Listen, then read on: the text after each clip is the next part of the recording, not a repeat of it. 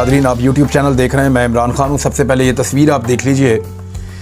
ये general retire Amjad Shoaib साहब की तस्वीर है और ये तस्वीर सोशल मीडिया के ऊपर वायरल है और क्लेम किया जा रहा है, मैंने ये मियां अली अशफाक जो उनके वकील हैं, जो आज अदालत में उनके लिए पेश हो रहे हैं, बल्कि अब तक हो चुके हैं, मैंने उनके ट्विटर अकाउंट से तस्वीर ली और वहाँ से फिर मैंने इसको पोस्ट किया और इसमें बज़ाहिर दिखाई दे रहा है कि जनरल रिटायर अमजद शुएब साहब खड़े हैं, उनके हाथ बंधे हुए हैं, आंखों पे उन्होंने चश्मा लगाया हुआ है और वो अपने उसी कोट के अंदर हैं, उन्हीं कपड़ों के अंदर हैं जिनमें उनको अदालत में गालिबन पेश किया गया था। उनके सीने के ऊपर फिर दोबारा से पाकिस्तान का फ्लैग, पाकिस्तान का परचम लगा हुआ है और उनके चेहरे पे एक संजीदगी है। जनरल रिटायर अमजद शुएब साहब पिछले चंद दिनों से कैद में हैं। ये शख्स अपनी वालदा का हाथ थामकर बचपन में एक आज़ाद देश में आया था। 1947 में ये अपने वालिद को खोने के बाद अपनी वालदा का हाथ थामकर पाकिस्तान आया था और पाकिस्तान में आने के बाद गुर्बत, बेचारगी और हालात की ख़राबी की वजह से इन्हें इवन रेलवे स्टेशन पर भी सोना पड़ा। बहुत मुश्किल हालात में ये पलकर जवान हुए और फिर फैसला ये किया कि जवानी इस मुल्क को दे देंगे। इस मुल्क के लिए 3 बड़ी जंगों में हिस्सा लिया। 65 की जंग लड़ी, 71 की जंग लड़ी और हर जंग के अंदर एक फौजी के तौर पे, वतन के एक बेटे के तौर पे इन्होंने मुकाबला किया। रिटायरमेंट के बाद भी ये पाकिस्तान के लिए काम करते रहे। इनकी खिदमात का एतराफ़ किया जाता रहा। इनके पास बहुत सारे मेडल्स हैं, इनके पास बहुत सारे इनामात हैं और बहुत सारी रिकग्निशन है। इनके बारे में सबकी एक बेहतर और पॉजिटिव राय है, जनरल रिटायर अमजद शुएब।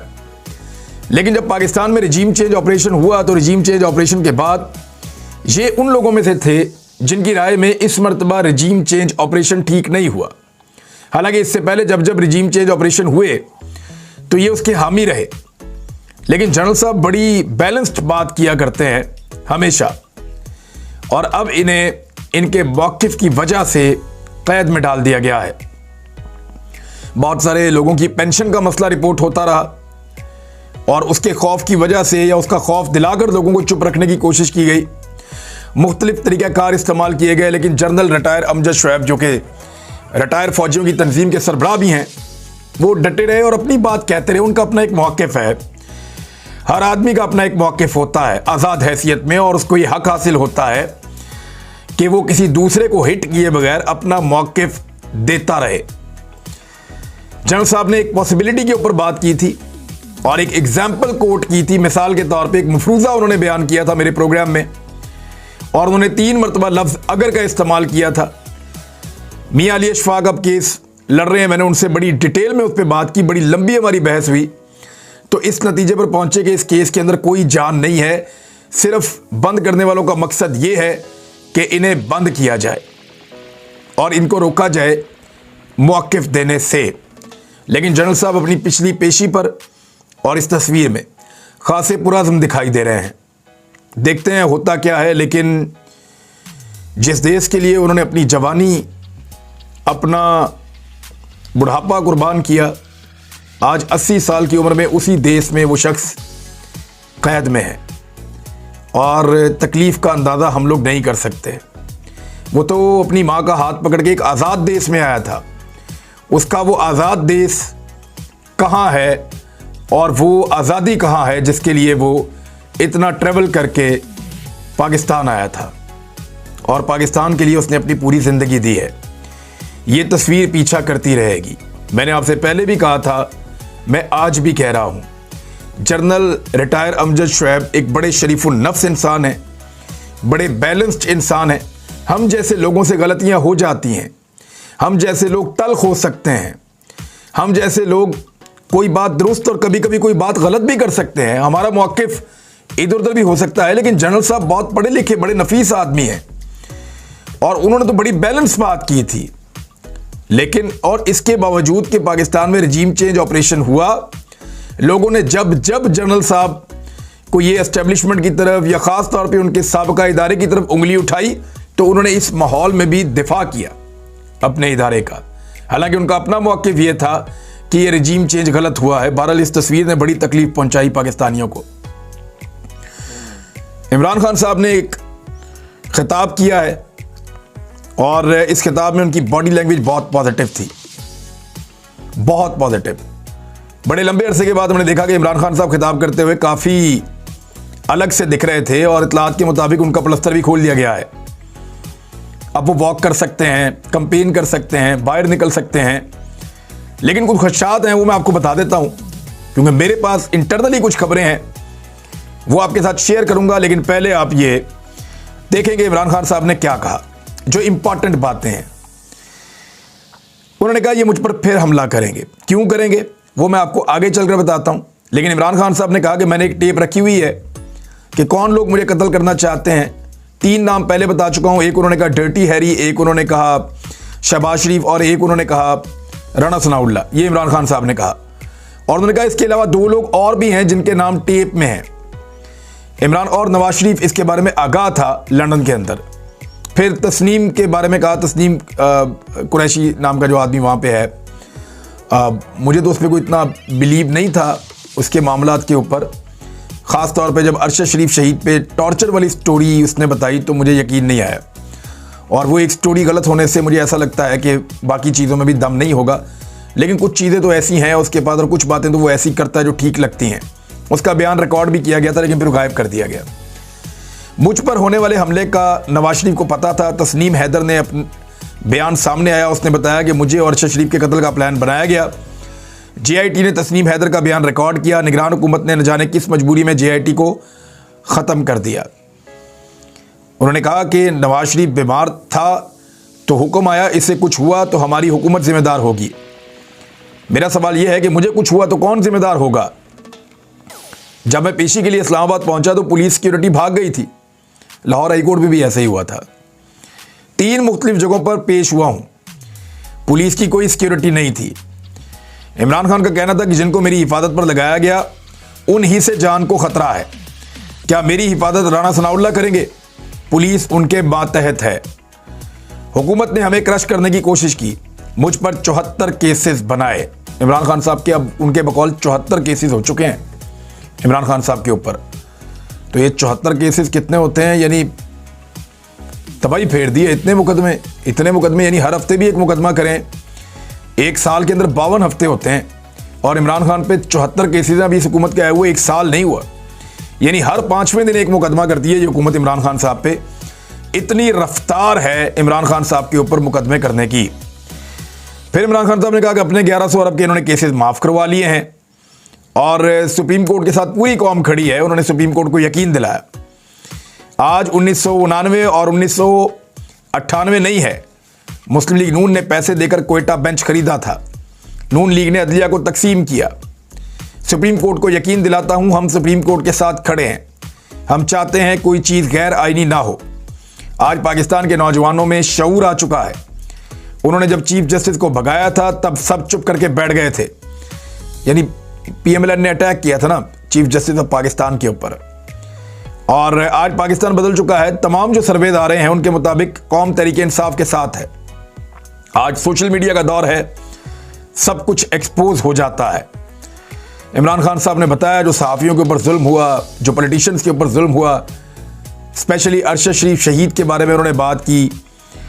और अरशद शरीफ शहीद के इंसाफ के लिए तो पूरी जद्दोजहद है, पूरी कोशिश है जो पाकिस्तानी कर रहे हैं और इंशाल्लाह करते रहेंगे। अब मैं आपको बताता हूं कि इमरान खान साहब को इलेक्शन देने का अभी भी किसी का इरादा नहीं है।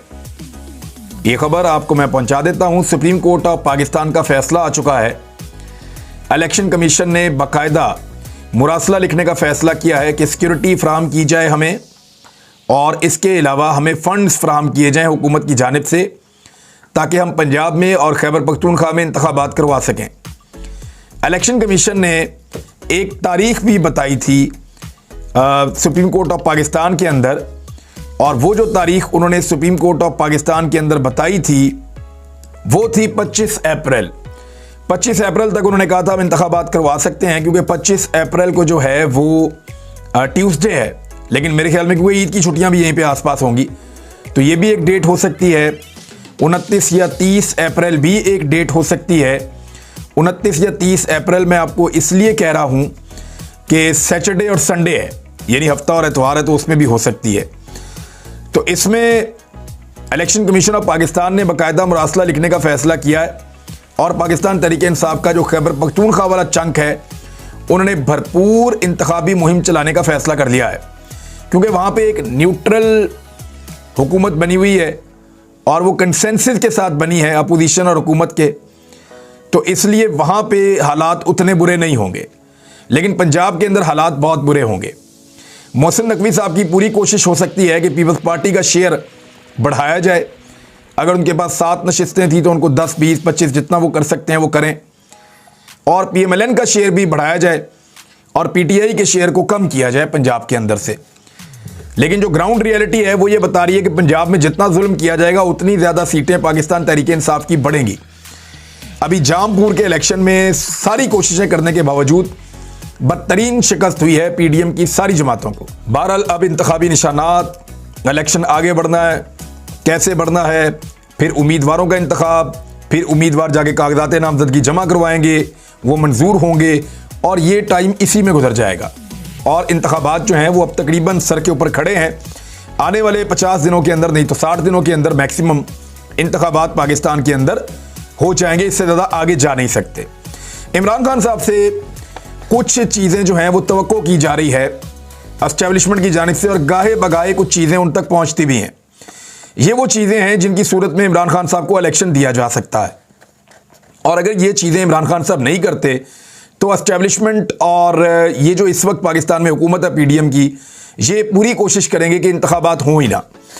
इसमें एक चीज़ तो ये है कि इमरान खान साहब के ऊपर जो कातलाना हमला किया, इसका ऑर्डर इस तरह नहीं है जिस तरह मैं आपको बता रहा हूँ, लेकिन ये चीज़ें हैं कि इमरान खान साहब पे जो कातलाना हमला है और जो अरशद शरीफ शहीद को शहीद किया गया है, उनकी वालदा की एक एप्लीकेशन है, एक इमरान खान साहब की अपनी एप्लीकेशन है, उसके ऊपर इमरान खान साहब भूल जाएं और इन मामलात को आगे ना बढ़ाएं।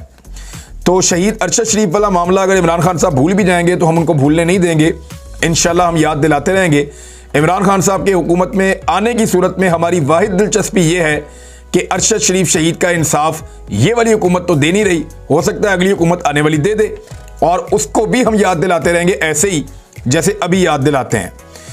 दूसरा जो एक इशू है जिसके ऊपर बड़ी संजीदगी है ताकतवर हलकों में, और वो चाहते हैं कि इमरान खान साहब इसको भी भूल जाएं, वो है रजीम चेंज ऑपरेशन। इसके हवाले से कोई इंक्वायरी ना की जाए, इसके ऊपर कोई बात ना की जाए, बल्कि इसको मुकम्मल तौर पे भूल जाएं, इसके किरदारों को भी भूल जाएं।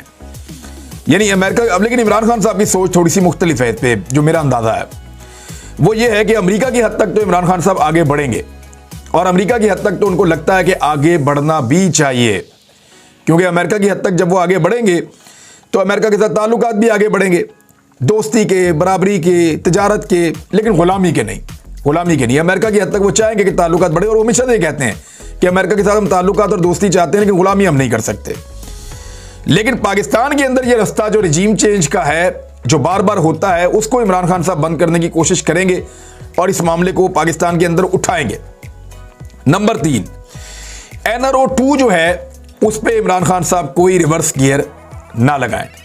यानी वो NRO 2 जिसमें 1100 अरब रुपए के केसेस माफ करवाए गए, जिसमें शहबाज शरीफ और उनका पूरा खानदान केसेस से निकल गया, जिसमें आसिफ अली जरदारी और उनके बहुत सारे करीबी साथी केसेस से निकल गए, नवाज शरीफ साहब उसके बेनिफिशरी हैं और सैकड़ों लोग हैं जो इसके बेनिफिशरी बने हैं, और 1100 अरब का मामला है। अब इसको रिवर्स ना किया जाए, इमरान खान साहब इसको भूल जाएं, केसेस दोबारा ना खोलें। तीसरी चीज़ जो तवक्को की जाती है वो ये है। चौथी, नवाज शरीफ साहब को, और ये चौथी चीज़ जो है ये ऐड होती है आपकी अक्टूबर, नवंबर और उसके बाद। अच्छा, ये चौथी चीज़ जो है वो ये है कि नवाज शरीफ को अहल होने दें और रुकावटें उनके रास्ते में ना डाली जाएं। यानी नवाज शरीफ साहब की अगर अहलियत हो रही है, वो अदालत में जा रहे हैं, तो पाकिस्तान तहरीक इंसाफ किसी जगह पे मुखालफत ना करे और रुकावटें ना डाले। अच्छा, ये काम करने के लिए ना इमरान खान साहब को भी नाअहल करने की धमकी दी जाती है और बार बार उनके खिलाफ केसेस बनाने की कोशिश की जाती है, ताकि वो दबाव में आकर ये कहें कि ठीक है यार मैं रेडी हूँ इसके लिए। लेकिन नवाज शरीफ साहब का केस जो है बड़ा क्लियर कट केस है, वो सज़ा काट रहे हैं जेल के अंदर, और वो करप्शन के केस में सज़ा काट रहे हैं। ना अहली वाला मामला उनका और है, जिस केस के अंदर वो जेल में है वो उनका करप्शन वाला मामला है और वो पकड़े गए थे उसमें, और वो मनी ट्रेल आज तक नहीं दे सके। तो मियां नवाज शरीफ साहब वाले मामले में वो उन्होंने कहा भी है ख्वाजा आसिफ ने, अगर कोई कानूनी रिलीफ नवाज शरीफ साहब को मिल सकता है तो फिर मियां साहब पाकिस्तान वापस आएंगे, लेकिन अगर नहीं मिलता तो फिर कैसे वापस आएंगे। तो वो जो कानूनी रिलीफ है उसके बारे में भी अब इमरान खान साहब से तवक्को की जाती है कि उसके रास्ते में कोई रोड़ा वो नहीं अटकाएंगे। अब ये वो चीजें हैं, क्या ये बातें इमरान खान साहब मान जाएंगे? मुझे तो नहीं लगता कि सारी बातें मानेंगे, लेकिन पब्लिक प्रेशर बढ़ता जा रहा है इलेक्शन के लिए और पाकिस्तान की एस्टेब्लिशमेंट पे दबाव है। ऐसे में कुछ लोग ये कह रहे हैं पाकिस्तान में खुदा ना खास्ता मार्शल लॉ लग सकता है। मार्शल लॉ मुल्क में तब लगता है जब मुल्क के अंदर पैसे हों या पैसे आने वाले हों। दूसरी चीज जो हमने कॉमन देखी कि उस वक्त पाकिस्तान में सियासी क़यादत का फुकदान होता है जिस वक्त मार्शल लॉ लगता है। अभी इस वक्त दोनों चीजें नहीं हैं। सियासी क़यादत पाकिस्तान में मौजूद है और लोग एक फैसला कर चुके हैं। अगर मार्शल लॉ लगेगा भी तो जो लोग अभी भी साथ दे रहे हैं एस्टेब्लिशमेंट के मौक़िफ़ की, वो तब नहीं दे पाएंगे, क्योंकि मार्शल लॉ के साथ खड़ा होना एक बहुत बड़ी बेइज्जती है और इसको कोई भी बर्दाश्त नहीं करेगा। अब इमरान खान साहब को यह सूट करता है कि वो इस वक्त इलेक्शन लड़ें दोनों सूबाई हलकों में, इनको वो जीतें, और उसके बाद गर्मियों के बाद वो इलेक्शन लड़ें सिंध में, बलूचिस्तान में और वफाक का। और गर्मियों की लोड शेडिंग, बदतरीन महंगाई और जो ख़राब तरीन बजट जो पेश किया जाएगा, उसके बाद इमरान खान साहब के लिए वो सीटें जीतना मज़ीद आसान हो जाएगा। और ज़्यादा सीटें जीतने की वजह से वो सेनेट के अंदर भी ज़्यादा नशिस्तें ले लेंगे और फिर वो एक बड़ी ताकत बन के सामने आ जाएंगे पाकिस्तान की सियासत में, और उनके पास ये इख्तियार भी हो सकता है कि वो आईन में तरमीम कर लें। अब इस चीज़ से सब डरते हैं, इसको कम कैसे करना है, तमाम जहन इस पे काम कर रहे हैं। अगला एक हफ्ता बहुत इंपॉर्टेंट है, उसमें बड़ी बड़ी चीज़ें आपके सामने आएंगी। अब तक के लिए इतना ही। अपना ख्याल रखिएगा, अपने इस चैनल का भी। अल्लाह हाफिज़।